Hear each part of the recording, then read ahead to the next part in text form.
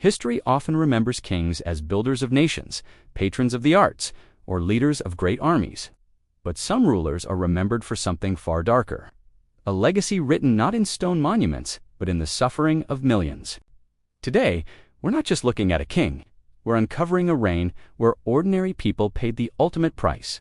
A story that needs to be told clearly without glorifying cruelty. This particular ruler didn't lead armies into battle. He didn't stand on the front lines. He ruled from thousands of miles away from a comfortable European palace. His power was absolute, enforced not by laws, but by a brutal system of forced labor, unimaginable punishment, and pervasive fear. Entire communities were held captive, driven not by a shared purpose, but by sheer terror. And when the impossible quotas for resources like rubber and ivory weren't met, it wasn't soldiers who suffered the consequences. It was the most vulnerable women, the elderly, and children. This ruler wasn't some figure from the distant ancient past, shrouded in myth. His actions are a matter of historical record. His name was King Leopold II of Belgium. For more deep dives into history's most impactful stories, subscribe to ThinkSmart Media. In the late 19th century, King Leopold II managed to convince the world to grant him personal control over a vast territory in Central Africa, an area 76 times the size of Belgium itself. He called it the Congo Free State, but it was anything but free. It was his private fiefdom, a massive labor camp designed for one purpose: to extract as much wealth as possible. Under his rule, Congolese men were forced into the brutal, dangerous work of harvesting rubber from the jungle. To ensure they complied, his private army, the force public, would take their wives and children hostage. If a man failed to meet his quota, his family would be punished, or worse. Villages that resisted were razed to the ground. The stories from this period are harrowing tales of mutilation, starvation, and mass death. It's estimated that millions of Congolese people died during Leopold's reign, not from a war, but from the direct consequences of this system of exploitation.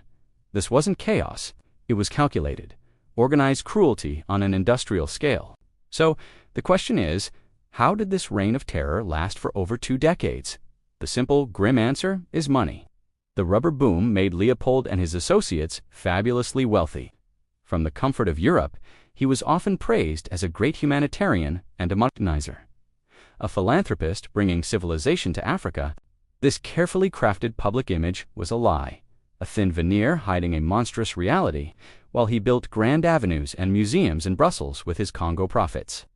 The people whose labor paid for it all lived in a state of constant fear and suffering. Their silence was enforced by violence. But even the most terrible secrets can't stay hidden forever. The truth began to leak out. Brave individuals, missionaries, journalists, and shipping agents started to document the atrocities they witnessed. People like Edmund Morel, a British shipping clerk, noticed that ships arriving from the Congo were filled with valuable rubber and ivory.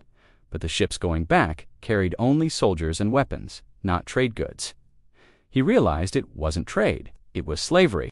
Activists like Morel, alongside figures like Roger Casement, and even writers like Mark Twain, launched one of the world's first major international human rights campaigns. They published pamphlets, gave speeches, and used photographs to expose the horrors happening in the Congo Free State. The images of mutilated children and adults shocked the world and created a massive public outcry. International pressure mounted, and eventually it became too much for Leopold to ignore. In 1908, he was forced to relinquish his personal control, and the Congo was annexed by the Belgian state. Leopold's private empire was no more. The story of King Leopold II and the Congo Free State is a chilling reminder of the dangers of unchecked power and greed. It shows how easily a narrative of civilizing progress can be used to mask brutal exploitation. The women, the elderly, and the children suffered the most, as they so often do when power is abused, because the powerless are always the easiest targets. History must remember not just the ruler and his stolen riches, but the true cost of his reign, the lives, the communities, and the generations shattered by his ambition. Thank you for watching. If you believe these are the stories that need to be told, subscribe for more content that delves into the complex and often dark corners of our shared past. We'll see you in the next one.